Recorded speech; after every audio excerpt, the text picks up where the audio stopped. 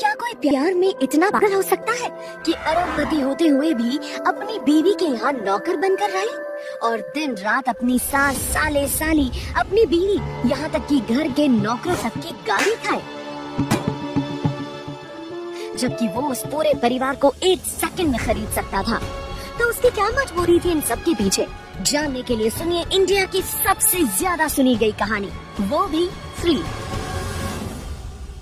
हाँ, कहाँ चल दिया मुंह उठा के? आहान, इधर आओ।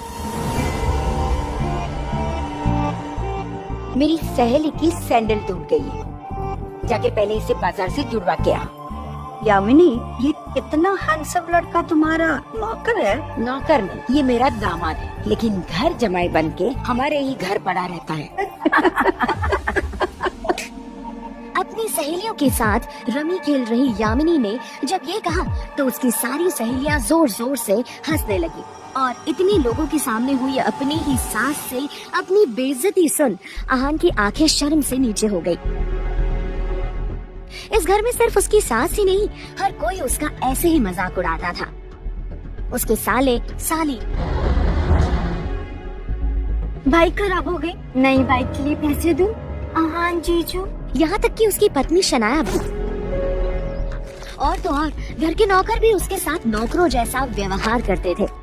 बस एक शख्स था जो आहान की सच्चाई जानता था और वो था इस घर में काम करने वाला रमेश। बाहर वालों के सामने आहान की ऐसी बेइज्जती होते देख वो दुखी होकर मन ही मन बोला, ये लोग शायद जानते भी नहीं कि ये लोग जिसका मजाक बना रहे हैं, अगर उस आहान की सच्चाई उन्हें पता चल गई तो यही लोग उसके पैरों में गिर जाएंगे।